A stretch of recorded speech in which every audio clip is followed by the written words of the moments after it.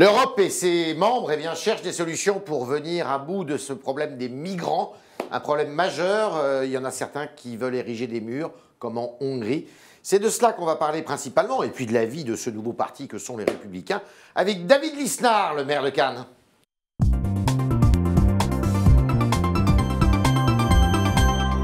Lisnard, bonjour. Bonjour. Vous avez entendu Nicolas Sarkozy hier soir qui faisait de la plomberie, il y avait une fuite d'eau et puis il en mettait un peu pour résorber la fuite dans la chambre des enfants, dans le salon. Là. Il parlait évidemment des migrants. J'ai lu, la métaphore de Nicolas Sarkozy et j'ai entendu surtout ce matin le cœur des vierges effarouchées. Hein, voilà. Et cette métaphore vous a perturbé, vous? Mais non, parce que ce qui me perturbe, c'est de voir que sur un sujet sensible, que l'on ne soit pas capable aujourd'hui de travailler sereinement, et puis de voir ce matin des ministres qui se jettent là-dessus pour créer la polémique, pour faire un leurre, pour faire oublier leurs propres manquements sur l'immigration. Donc, vous auriez fait la même chose, vous auriez fait la même métaphore? Mais la question ne se pose pas comme ça. Oui. Voilà. Elle ne se pose pas en termes de fuite d'eau. Est-ce que vous la trouvez de mauvais goût, la métaphore? Voilà. C'est une question. C'est-à-dire qu'à un moment donné, le débat politique il part aussi par de l'expression, il passe par de l'expression, il passe sur un vrai problème qui est un problème humain, qui est un problème économique, qui est un problème extrêmement sérieux. Est-ce que la France doit accueillir officiellement, puisque c'est de ça dont il s'agit, des migrants? La France, elle a une vocation d'accueil de réfugiés politiques. Oui. La question qui se pose, c'est quelle est la nature du migrant? Qu'est-ce que l'on met derrière ce mot de migrant? Alors, il faut toujours être extrêmement prudent dans les mots, puisqu'il y a une réalité humaine douloureuse. Et la France, dans son histoire, elle s'en enorgueillit. Un Romain Gary était un migrant à une époque. Et moi, je m'enorgueillis. Oui, il est arrivé, il a vécu dans une cave avec sa mère, etc. Donc, en revanche, la difficulté, c'est qu'il faut une vision européenne, puisqu'il y a des règles européennes qui s'imposent à nous. Alors, vous êtes en première ligne, puisque vous êtes maire de Cannes, une ville de la côte méditerranéenne. Est-ce que vous, à Cannes, vous êtes confronté, vous êtes en but à ce problème? On est confronté de façon moins aiguë que Menton, qui est directement contre la frontière, mais il y a eu effectivement l'arrivée de clandestins, de personnes en illégalité. On en a eu. Combien? Qui ont été une soixantaine, qui ont été ramenés à la frontière. Et puis chaque jour, il y a encore quelques migrants qui peuvent arriver. Est-ce que vous avez créé un dispositif municipal pour faire de la veille, pour voir ce qui se passe? Il y a toujours une veille pour savoir ce qui se passe. Il y a un dispositif municipal permanent. Mais en l'occurrence, l'accueil dans une ville serait une grave erreur. Parce que vous savez qu'il y a des migrants qui vont être envoyés à la rentrée là, dans certaines villes, comme Loudun par exemple. Oui, tout à fait. Mais je crois que ce qui n'est pas normal, c'est qu'il n'y ait pas un dispositif clair et lisible européen et français. Alors, est-ce qu'il faut ériger un mur entre la France et l'Italie, par exemple? Mais là aussi, la question de se passer... Pardonnez-moi, c'est une mauvaise métaphore. L'Italie est face à un problème, on ne peut pas la laisser seule. Mais elle est aussi face à des responsabilités qui sont contenues dans les accords de Dublin et dans le traité de Schengen. Donc aujourd'hui, quelle politique proposons-nous pour stabiliser la région, les régions d'émigration? Tout part de la stabilisation des régions d'émigration. Donc il faut aider, mais bien évidemment. Il faut augmenter l'aide au développement? C'est pas augmenter le développement, c'est avoir un vrai projet de développement qui est absolument inexistant. Et j'aimerais que la France porte ce projet, porte cette ambition pour les régions d'émigration. Comme la gauche ne l'a jamais fait?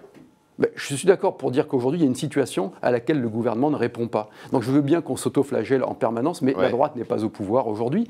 Donc contrôler, essayer d'avoir une véritable ambition sur les pays de départ, et puis bien sûr, ensuite, faire le distinguo entre ce qui relève véritablement de l'asile politique, et nous devons accueillir des réfugiés politiques, et ce qui relève de l'immigration d'opportunité, en sachant qu'à chaque fois, il y a des réalités humaines très douloureuses. Alors, Manuel qui vous interpellent. Manuel Valls vous écoute peut-être, il va peut-être vous téléphoner après.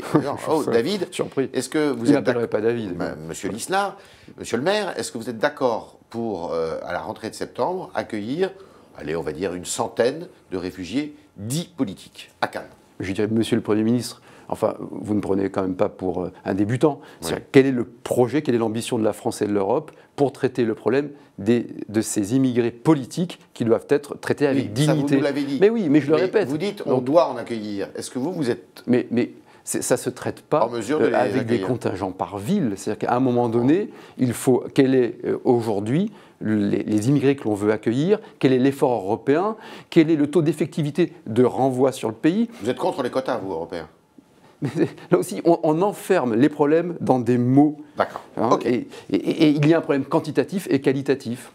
Alors, on va changer de sujet. Vous avez vu, le président de la République, eh bien, il parle d'augmenter les salaires des fonctionnaires, de créer une complémentaire pour les retraités, généralisation du tiers payant, impôt à la source, il en est plus que jamais question. Vous appelez ça des cadeaux, vous ? Déjà, je constate que tout ira mieux après 2017, parce que beaucoup de ces mesures qui sont annoncées devraient devenir effectives après 2017. Alors, pour une fois, c'est peut-être pas tout à fait faux. Avec un autre président de la République, ça ira certainement mieux après 2017. En revanche, non, ce qui est absolument pour moi insupportable, c'est l'archaïsme de ce type de proposition. C'est de considérer la France non pas comme un peuple, mais comme une succession de populations. On segmente et puis, avec cynisme, on fait des promesses préélectorales.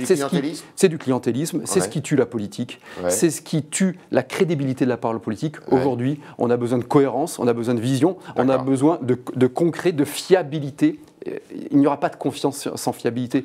C'est assez triste de voir ça. Donc, quand il dit on a fait des efforts pendant 3 ans, maintenant c'est l'heure de la redistribution, c'est un non-sens pour vous? Mais dans un pays où la dette publique représente 57% du PIB, où les prélèvements obligatoires sont à 47%, où on a une soviétisation de la société avec la loi Rebsamen, où on va nous créer des délégués régionaux pour les commerçants en cas de litige prud'homal. Je pense très sincèrement que c'est même indigne. La France, elle est à la croisée des chemins. Son PIB est passé derrière l'Angleterre. On doit porter, et les Républicains doivent porter, une alternative prioritaire sur un projet économique et social. Pour vous, c'est clair, Hollande, il est candidat, il est en campagne, ça y est, pour 2017 ? J'ai toujours du mal à commenter voilà, oui, je pense qu'il est en campagne. Voilà, alors, à droite, c'est qui le meilleur pour s'opposer à lui ? Mais il y a un truc que j'ai appris dans ma modeste vie politique, c'est de ne jamais me laisser imposer le calendrier. Jamais. Y compris par des très bonnes questions et pertinentes. Quel est l'homme ou la femme qui doit, à votre avis, enfin, que vous allez soutenir, vous, pour la primaire, par exemple ? L'homme ou la femme qui sera le meilleur candidat, c'est celle ou celui qui sortira de la primaire. Nicolas Sarkozy nous l'a... Bien sûr que ça peut être Nicolas Sarkozy, évidemment. Ça peut être Nicolas Sarkozy. Je serai content à partir du moment où un leader incarnera un projet. Vous allez vous engager, vous allez dire pour qui vous allez... Bien sûr, moi je m'engage dans la vie publique. Et alors, en revanche, ce que je sais, c'est le moment ou jamais. Ce que je sais, c'est qu'aujourd'hui, mais non, c'est pas le moment. Bien sûr que ce n'est pas le moment. C'est pas le moment ou jamais. L'élection présidentielle était en 2017. Aujourd'hui, mais la primaire, c'est en 2016. Un parti politique n'a pas vocation à être simplement une sorte de haras avec des écuries et puis on va élever des champions. Qu'est-ce que vous pensez de Bruno On est là Le Maire pour apporter un projet d'alternance. Il faut du contenu. Il faut s'adresser aux Français avec du contenu, avec des valeurs, avec un projet qui va se structurer, avec un récit, avec une histoire. Il n'existe pas encore, là, ce projet? Non, il faut le faire. Qu'est-ce que vous pensez de Bruno Le Maire, qui fait la une de pas mal de magazines? Il est bourré de talent. Oui, vraiment. C'est quelqu'un de qualité. Il est venu à Cannes. Il est venu à Cannes. François Fillon est venu à Cannes. Nicolas Sarkozy est venu à Cannes. C'est le renouvellement pour vous? Il incarne le renouvellement? Il s'inscrit dans ce renouvellement. Générationnel. Alors, je crois pas forcément, d'ailleurs, aux effets de génération. Je crois que le renouvellement, il doit se faire surtout dans la méthode. Aujourd'hui, ce qui paraît archaïque, c'est toujours ces recherches de buzz, de communication que l'on rencontre trop souvent en politique. Vous parliez du président de la République. Nicolas Sarkozy, il fait beaucoup de buzz? Nicolas Sarkozy, c'est quelqu'un qui structure la vie politique en France depuis quelques années. Donc, chacune de ses prises de position, souvent déformées d'ailleurs. Je vous sens très près de soutenir Bruno Le Maire, non? Mais c'est étrange de vous sentir. Non. Moi je me sens. Non, vous faites une erreur. Je me sens très motivé par la rédaction d'un projet à laquelle je participe parce que Nicolas Sarkozy me l'a demandé auprès d'Éric Woerth. Ce que vous faites auprès d'Éric Woerth. Absolument. Pour les Républicains, donc vous travaillez à ce socle commun que Nicolas Sarkozy veut voir émerger d'ici à la primaire. L'inscription à l'état civil des enfants nés à l'étranger de GPA, qu'est-ce que ça vous inspire? Est-ce qu'il faut enfin pas régulariser, mais faire en sorte que ces enfants aient effectivement un état civil? On attend une décision de la Cour de cassation. Madame Taubira a dit ce matin qu'elle était tout à fait favorable à ça. J'ai vu que la garde des Sceaux... D'abord, je pense que la garde des Sceaux aurait pu s'abstenir de commenter avant la décision de la Cour de cassation. Les instances européennes semblent mettre la pression sur la France. C'est comme les migrants, ce sont des dossiers extrêmement délicats et difficiles. Votre réponse à vous? Moi, je ne suis pas un adepte de la GPA. Je crois que... Non, mais personne. Il y en a peu. Il y en a peu. Pardonnez-moi, mais j'entends beaucoup qu'est-ce qu'on fait des enfants qui sont nés de la GPA? Mais on ne peut pas créer des apatrides. D'accord. Donc vous êtes pour l'inscription à l'état civil? On ne peut pas créer des apatrides.